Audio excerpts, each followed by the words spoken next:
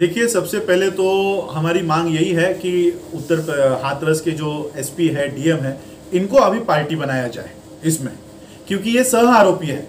इन्होंने इस घटना का सबसे इंपॉर्टेंट जो सबूत है उसी को मिटा दिया है। कल को अगर बहुजन समाज के आंदोलन के वजह से अगर इस बच्ची का फिर से पोस्टमार्टम करने की मांग होती, न्यूट्रल और जो नॉन बीजेपी के लोग हैं, डॉक्टर्स हो, हॉस्पिटल हो, वहां से बीजेपी शासित हॉस्पिटल से नहीं, न्यूट्रल हॉस्पिटल से अगर हम लोग मांग करते तो इस बच्ची का रेप, गैंग रेप हुआ है, ये सिद्ध हो जाता। और इसलिए ये सिद्ध ना हो, इसलिए एसपी ने, डीवाईएसपी ने, वहां के डीएम ने इस सबूत को ही मिटा दिया है।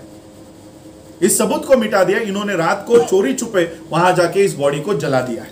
सबसे महत्वपूर्ण एविडेंस इन्होंने मिटाया है और इसलिए इनको सह आरोपी किया जाए। और ये लोग जो कह रहे हैं कि आज यूपी में देख रहे हैं हम लोग कि किस तरह से घटनाएं हो रही है, जैसे अभी बलरामपुर में भी मुझे आपने बताया कि वहां पर भी इसी तरह की घटना घटित हुई है। तो सबसे पहले तो उत्तर प्रदेश के सीएम का इस्तीफा लेना चाहिए और यहां पर उत्तर प्रदेश में राष्ट्रपति शासन लागू करने की भूमिका मेरी है।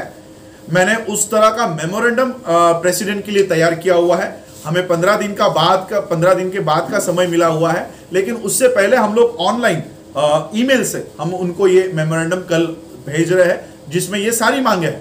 पहली मांग, आज उन्होंने कहा है कि 25 लाख रुपया फैमिली को देते हैं। मैं कह रहा हूं कि मैं अंबेडकर परिवार की तरफ से 50 लाख रुपया देता हूं सीएम योगी को, इस्तीफा दे दो। 50 लाख रुपया मैं देता हूं, सीएम योगी ने सीएम पद का इस्तीफा देना चाहिए। हमको तो तुम्हारे 25 लाख रुपए नहीं चाहिए, आपकी नौकरी नहीं चाहिए, आपका घर नहीं चाहिए। हमारे परिवार को, हमारे समाज को हम संभालने के लिए सक्षम है। पूरा देश नहीं, पूरे वर्ल्ड से लोग हमारे इस एक परिवार को संभाल सकते हैं। हमको इनके दया के ऊपर नहीं जीना है। हमारी जो मांगे है वो मांगे पूरी करो। पहली कि यहां पर स्पेशल कोर्ट का नियोजन होना चाहिए, स्पेशल कोर्ट बैठना चाहिए, यहां के सीएम का इस्तीफा होना चाहिए। इस तरह की हम लोगों ने वहां पर मांगे रखी है।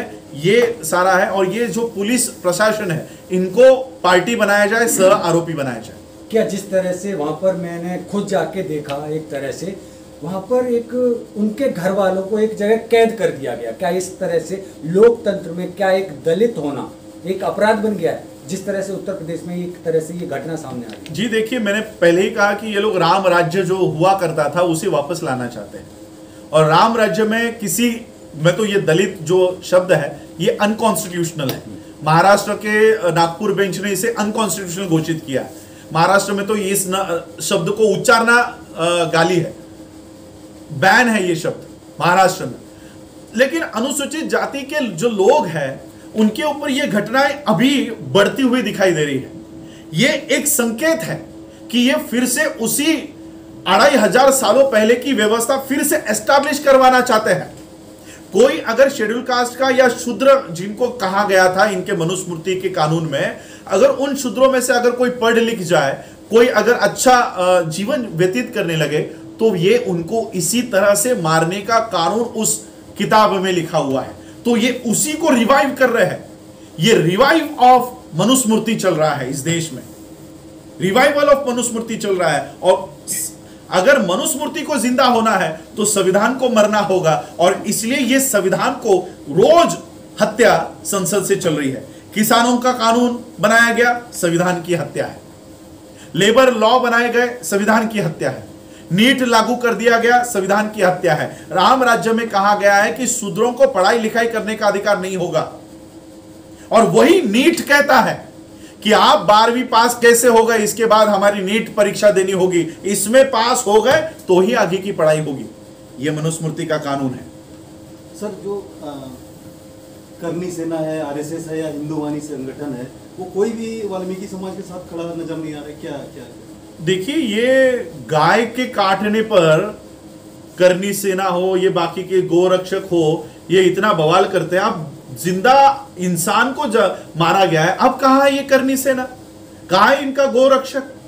एक गाय मरती है तो पूरे देश में आप लोग बवाल करते हो, कहां है ये करनी सेना और ये बजरंग दल, गोरक्षक, ये सारे जो आरएसएस के अलग अलग विंग्स है, आरएसएस का हिंदुओं से कोई लेना देना नहीं है।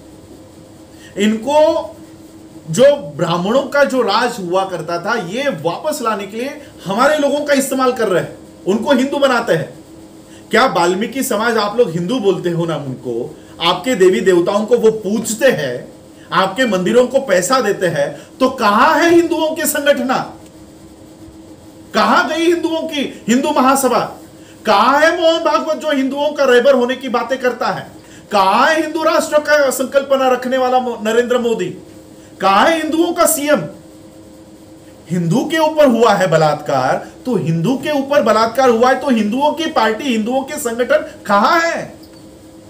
वाल्मीकि समाज को आज पता लग जाना चाहिए कि वो हिंदू नहीं है।